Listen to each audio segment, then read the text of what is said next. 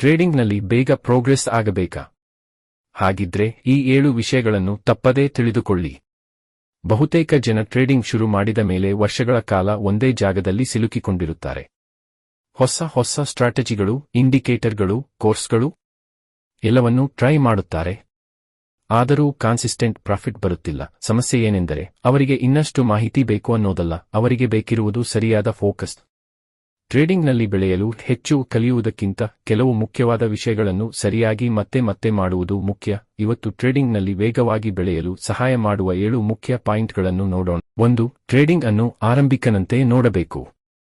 ನೀವು ಈಗಾಗಲೇ ಕೆಲವು ವರ್ಷಗಳಿಂದ ಟ್ರೇಡ್ ಮಾಡುತ್ತಿದ್ದರೂ ಸ್ವಲ್ಪ ಸಮಯ ನಿಮ್ಮ ಹಳೆಯ ಅಭಿಪ್ರಾಯಗಳನ್ನು ಪಕ್ಕಕ್ಕೆ ಇಡಿ.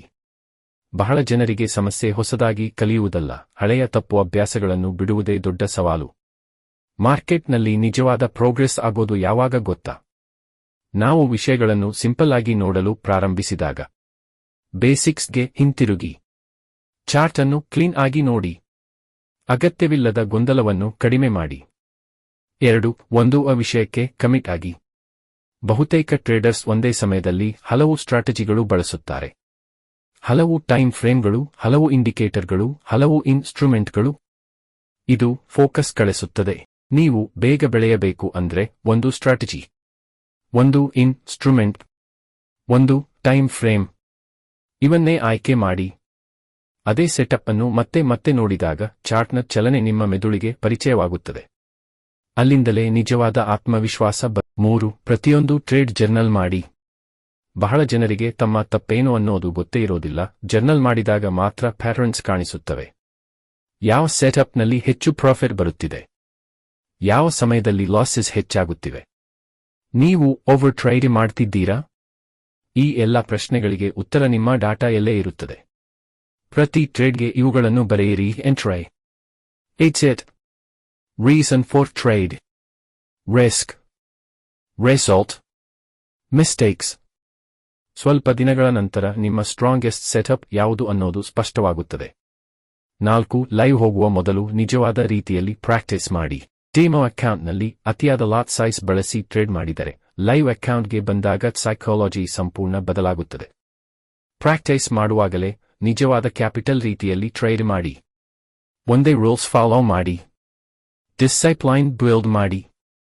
ಯಾಕೆಂದರೆ ಪ್ರಾಕ್ಟೀಸ್ನಲ್ಲಿ ಬಿಲ್ಡ್ ಆಗುವ ಹ್ಯಾಬಿಟ್ಸ್ ಲೈವ್ ಟ್ರೇಡಿಂಗ್ಗೆ ಕೂಡ. 5. ಟ್ರೇಡಿಂಗ್ ಒಂದು ಸೈಕಾಲಜಿಕಲ್ ಟೆಸ್ಟ್ ಅನ್ನೋದನ್ನು ಮುಂಚಿತವಾಗಿಯೇ ಒಪ್ಪಿಕೊಳ್ಳಿ.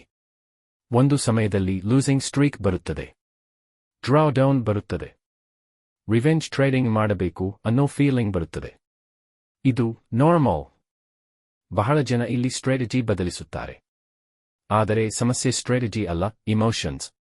ಆದ್ದರಿಂದ ಲಾಸ್ ಅನ್ನು ಅಕ್ಸೆಪ್ಟ್ ಮಾಡುವುದು, ಪೇಷಿಯನ್ಸ್ ಇಡುವುದು, ರೂಲ್ಸ್ ಬ್ರೇಕ್ ಮಾಡದಿರುವುದು, ಇವು ತುಂಬಾ ಮುಖ್ಯ. ಮನಸ್ಸನ್ನು ಕಂಟ್ರೋಲ್ ಮಾಡುವುದು ಟ್ರೇಡಿಂಗ್ನ ದೊಡ್ಡ ಸ್ಕಿಲ್. 6. ಟ್ರೇಡಿಂಗ್ ಅನ್ನು ಅನ್ನೆಸೆಸರಿ ಕಾಂಪ್ಲೆಕ್ಸ್ ಮಾಡಬೇಡಿ. ಬಹಳ ಜನ ಚಾರ್ಟ್ಸ್ ಮೇಲೆ ತುಂಬಾ ಇಂಡಿಕೇಟರ್ಸ್ ಹಾಕುತ್ತಾರೆ. ಆದರೆ ಸಕ್ಸೆಸ್ಫುಲ್ ಟ್ರೇಡರ್ಸ್ ಹೆಚ್ಚು ಸಿಂಪಲ್ ಸಿಸ್ಟಮ್ಸ್ ಬಳಸುತ್ತಾರೆ. ಕ್ಲಿಯರ್ ಸೆಟಪ್ ಇದ್ದರೆ ಸಾಕು. ಹೆಚ್ಚು ಕನ್ಫರ್ಮೇಷನ್ ಹುಡುಕುತ್ತಾ ಹೋದರೆ ಎಂಟ್ರಿ ಮಿಸ್ ಆಗುತ್ತದೆ ಅಥವಾ ಕನ್ಫ್ಯೂಷನ್ ಹೆಚ್ಚಾಗುತ್ತದೆ. ನಿಮ್ಮ ಚಾರ್ಟ್ ನೋಡಿ ಈ ಪ್ರಶ್ನೆ ಕೇಳಿ, ಇಲ್ಲಿ ಅನ್ನೆಸೆಸರಿ ಆಗಿರುವುದು ಏನು? ಅದನ್ನು ರಿಮೂವ್ ಮಾಡಿ. 7. ಕೊನೆಯಲ್ಲಿ ಬ್ಯಾಟಲ್ ಮಾರ್ಕೆಟ್ ಜೊತೆ ಅಲ್ಲ, ನಿಮ್ಮ ಜೊತೆ. ಒಂದು ಸ್ಟೇಜ್ ನಂತರ ಸ್ಟ್ರಾಟಜಿ ಸಮಸ್ಯೆಯಾಗಿರುವುದಿಲ್ಲ. ನಿಮ್ಮ ಡಿಸಿಪ್ಲೈನ್, ಕನ್ಸಿಸ್ಟೆನ್ಸಿ, ಪೇಷಿಯನ್ಸ್, ಸೆಲ್ಫ್ ಕಂಟ್ರೋಲ್ ಇವೇ ಮುಖ್ಯವಾಗುತ್ತವೆ. ಒಳ್ಳೆಯ ಟ್ರೇಡರ್ ಅಂದ್ರೆ ಯಾವಾಗ ಟ್ರೇಡ್ ಮಾಡಬೇಕು ಅನ್ನೋದಷ್ಟೇ ಅಲ್ಲ, ಯಾವಾಗ ಟ್ರೇಡ್ ಮಾಡಬಾರದು ಅನ್ನೋದನ್ನು ತಿಳಿದಿರಬೇಕು. ನಿಮ್ಮ ಇಮೋಷನ್ಸ್ ಅನ್ನು ಅಬ್ಸರ್ವ್ ಮಾಡಿ. ಫೋಮೋ ಬರುತ್ತಿದೆಯಾ? ಓವರ್ ಕಾನ್ಫಿಡೆನ್ಸ್ ಇದೆಯಾ? ಲಾಸ್ ನಂತರ ಇಂಪಲ್ಸಿವ್ ಡಿಸಿಷನ್ಸ್ ಬರುತ್ತಿದೆಯಾ? ಇವುಗಳನ್ನು ಬೇಗ ಗುರುತಿಸಿದಷ್ಟು ಬೇಗ ಪ್ರೋಗ್ರೆಸ್ ಆಗುತ್ತೀರಿ. ಕೊನೆಯ ಮಾತು. ಟ್ರೇಡಿಂಗ್ನಲ್ಲಿ ಯಶಸ್ಸು ಓವರ್ನೈಟ್ ಬರೋದಿಲ್ಲ, ಆದರೆ ನೀವು ಸಿಂಪಲ್ ಅಪ್ರೋಚ್ ಫಾಲೋ ಮಾಡಿದರೆ, ಒಂದೇ ಸೆಟಪ್ ಮಾಸ್ಟರ್ ಮಾಡಿದರೆ, ಜರ್ನಲ್ ಮೇಂಟೈನ್ ಮಾಡಿದರೆ, ಸೈಕಾಲಜಿ ಮೇಲೆ ಕೆಲಸ ಮಾಡಿದರೆ, ನೀವು ಬಹಳ ಬೇಗ ಇಂಪ್ರೂವ್ ಆಗಬಹುದು. ಮಾರ್ಕೆಟ್ನಲ್ಲಿ ಸರ್ವೈವಲ್ ಮಾತ್ರ ಅಲ್ಲ, ಕನ್ಸಿಸ್ಟೆನ್ಸಿ ಕೂಡ ಬಿಲ್ಡ್ ಮಾಡಬಹುದು. Focus less on finding the perfect strategy, focus more on becoming the disciplined trader.